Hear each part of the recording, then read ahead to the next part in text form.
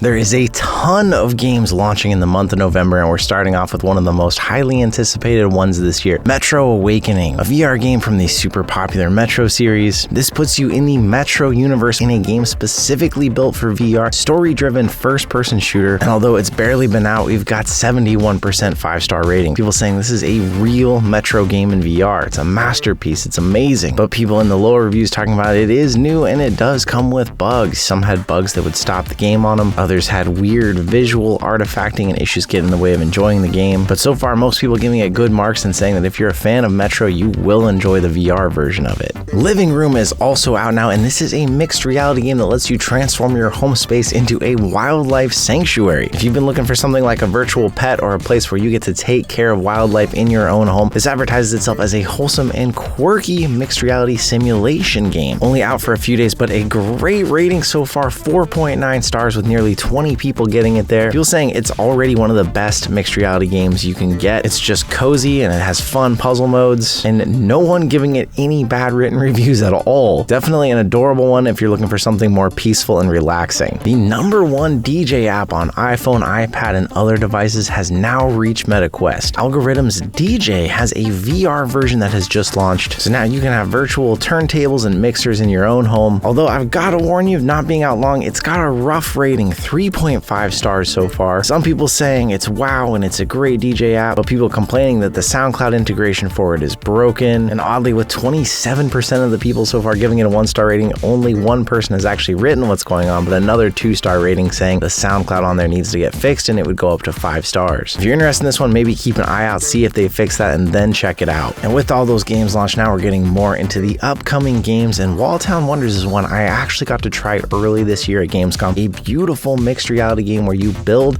a little tiny civilization into the wall of your actual home and help them grow. There's a really magical moment where I actually got to hold one of the characters in my hand and help them over to where they needed to go. This one's been on my list since I tried it out back at Gamescom, and I'm excited to see it actually launching hopefully at some point this month. Last Stand is another game we're hoping to see this month, and this is a mixed reality game with a big spin on mixed reality. So you and a friend take on each other, but not in the same room like most games. You can take each other on from across the world, where one of you is in your home in mixed reality and the other is in their home in mixed reality, and when you look across the way, you see them in their own different room that's built around their real world. Another game that I got to try out at Gamescom, and they didn't tell me this was actually a 1v1 when we went in. I thought it was cooperative and I was trying to protect the other person across the way. Nope, I should have been killing him the whole time. Another anticipated game, Starship Troopers, was supposed to come out last month and got pushed. Now they're claiming November 14th we're going to see this game come out. This is a game with single player or 2 to 3 player online squad-based combat, dropping you in the Starship Troopers universe fighting the giant bugs. As a big fan of a game called Farpoint back on PSVR, I've been looking forward to this one because people said Farpoint was as close to Starship Troopers as you could get in VR, and now we actually have an official game. Keep an eye out for this one in another week. Dig VR is looking to be another one of the relaxing simulation type games. In this game, you're driving a real digger and working on growing your business from tiny diggers up to big ones, and then even customizing them. It even has authentic controls or simplified controller if you are new to diggers. These kind of games like Power Wash Simulator and other mundane jobs oftentimes are really popular on the Quest. We'll see how this one does. Spatial Ops is a mixed reality shooter that you build in your own home, similar to feeling like you're playing laser tag. You build obstacles, you're running around them trying to take each other down. And it's been in beta and in testing for a long time, and it is finally launching this month on November 14th. You might have actually gotten to try this free in beta, but the final edition also has a single player campaign. So whether you're one person or multiple people with headsets, you can try this out together, and it is really cool. EXOcars is a game we've been waiting on a while. A VR buggy racing experience, buggy as in actual driving buggies, hopefully not bugs in the game, but one where you're using realistic driving mechanics and racing each other through tracks. One that's supposed to be also coming on November 14th, and hopefully it's as good as it looks in the previews, as we've seen a lot of times these games come out and they look so much less good on the Quest than they did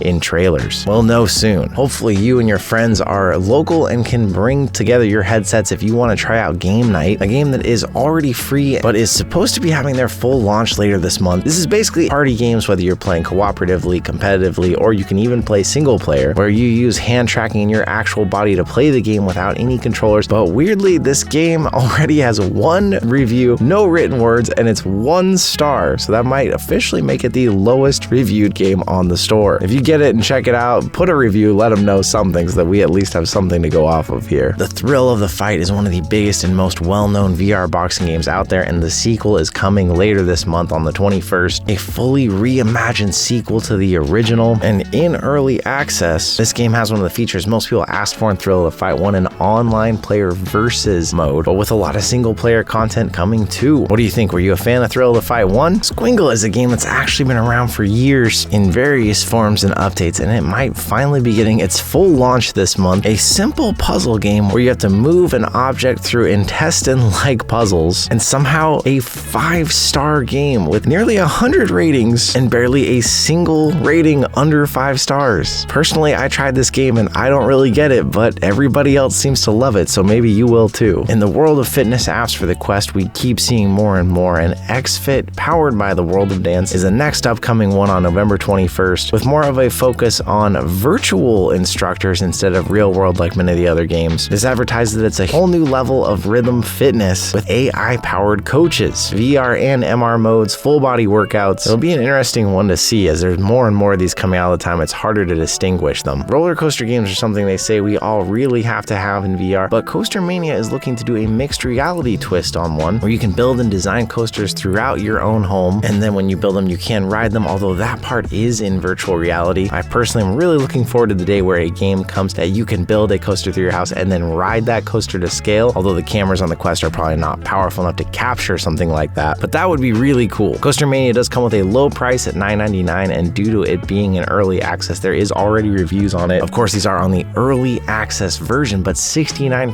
5-star rating. People saying it's great and it's going to get better. They love it and it's incredible, but people saying as it's early access, there is issues that are breaking the game and they can't get it to work. The concept has me interested in the final delivery though. Ember Souls is another game I got to try back at Gamescom, and this really feels like Prince of Persia in VR. Between the climbing and parkour, the combat, and the environmental puzzles, it also allows you to mess with time in the game, and it even advertises Persian palace environments, clearly heavily inspired by Prince of Persia. This is another one I've been watching for ever since I got to try it early. Trombone Champ was big back in the day as a flat game with huge channels like Markiplier and others really enjoying it, and now Flat to VR Studios has brought this over to VR with a full VR build. Another game that I tried at Gamescom, and I've got to say I didn't have high hopes for this, but it is so fun. I was smiling the whole time I was playing it. Feels like you're really playing a trombone, although it is a little confusing at first because the way you see the notes, it makes you want to move your hand up and down instead of back and forward, but once you get the feeling of a trombone down, this is actually really fun to play. Definitely something I can't wait to play more of. Trivia Crack World Legacy is a trivia game, and it's been in early access for a little while. Although you can't currently get it, it was rumored to be coming out at some point this month. A multiplayer game where you meet people from all over and play trivia together. It also does have solo mode, and with over 300 ratings, a good rating of 4.8 star. People saying they love trivia, they love competition. This gives them everything they're looking for. People saying they've gotten other friends in with them, and it's been a really good time. And the lower reviews either saying they couldn't find anybody, or when they did, the people were all muted for a social game, which made it a lot less fun. We'll have to see if that changes after it hopefully fully launches. There are other games that still might be coming out this month, but we haven't gotten confirmation of the final dates on any of them. Epyka, the game everyone's excited about because you have a dog with you. Heroes Battle Dark Sword, another tabletop strategy type game. Songbird, a rhythm game where you are doing karaoke in VR, and it's actually from the minds behind Guitar Hero. Or Terra Alia, a multilingual adventure, one that there's already actually a free trial of early access to. So there may be more coming up for upcoming games. We'll cover some more of those in the gaming news and stuff. But what are you looking forward to this month? Obviously, Metro was a big one and it's out. Batman came out last month. Alien is supposed to be coming next month. A lot of good titles here right at the end of the year. And Behemoth, which I'm actually headed out to their launch party in New York in a few days. So a lot of big ones, but thank you for coming out and hanging out with me, and I'll see you in another reality.